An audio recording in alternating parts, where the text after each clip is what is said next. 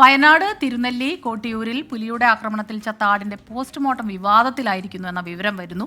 കാട്ടിക്കുളം മൃഗാശുപത്രിയിൽ പോസ്റ്റ്മോർട്ടം നടത്തിയത് വെറ്റിനറി ഡോക്ടറുടെ അഭാവത്തിലെന്നാണ് പരാതി. സ്ഥലത്ത് കോൺഗ്രസ് പ്രവർത്തകർ പ്രതിഷേധിക്കുന്നു.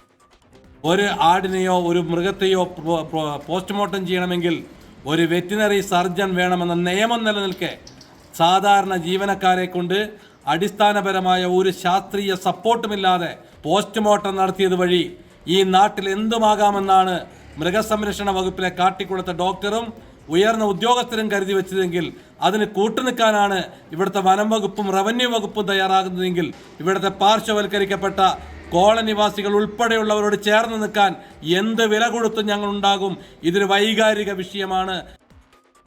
സുർജിത്ത് അയ്യപ്പത്താണ് ചേരുന്നത് വയനാട്ടിൽ നിന്ന് വിവരങ്ങളുമായി. സുർജിത്ത്, ഇത് അവർ പറഞ്ഞതുപോലെ തന്നെ ഈ വയനാടിനെ സംബന്ധിച്ചിടത്തോളം ഇത് സ്ഥിരമായിട്ട് ഇങ്ങനെ വന്യജീവികൾ ഇറങ്ങുന്നുണ്ട്. അതുകൊണ്ട് തന്നെ ഇത്തരം കാര്യങ്ങളിൽ എടുക്കുന്ന തീരുമാനങ്ങൾ, അതുപോലെ ഈ പോസ്റ്റ്മോർട്ടം ഉൾപ്പെടെയുള്ള കാര്യങ്ങളിലൊക്കെ കൃത്യത വേണമെന്നുള്ളതാണ്. അപ്പോൾ എന്താണ് ഇങ്ങനെ വെറ്റിനറി സർജൻ ഇല്ലായിരുന്നു എന്നുള്ളൊരു ആരോപണം വരാൻ കാരണം?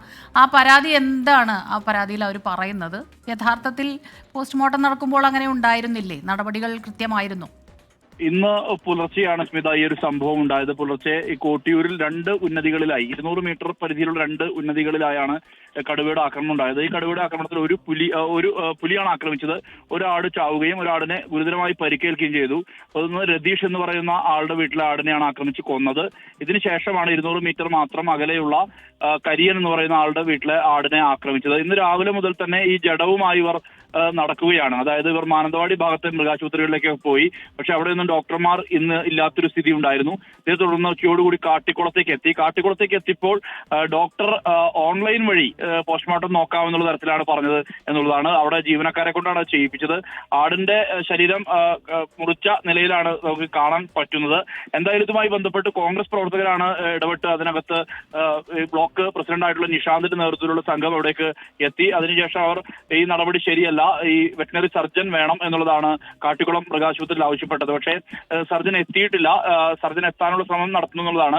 എന്തായാലും ഇതുമായി ബന്ധപ്പെട്ട് വലിയ രീതിയിലുള്ള വിവാദം എന്നുള്ള തരത്തിലേക്ക് അത് മാറുകയാണ് ഉണ്ടായിട്ടുള്ളത്. ഈ കോൺഗ്രസ് പ്രവർത്തകരുടെ പ്രതിഷേധത്തെ തുടർന്ന് ഇത്തരത്തിലുള്ള നടപടി, അതായത് ഒരു ഇവർക്ക് ക്ലെയിം അടക്കം കിട്ടേണ്ടതാണ്, ഇതുമായി ബന്ധപ്പെട്ട നഷ്ടപരിഹാരം അടക്കം കിട്ടേണ്ടതാണ്.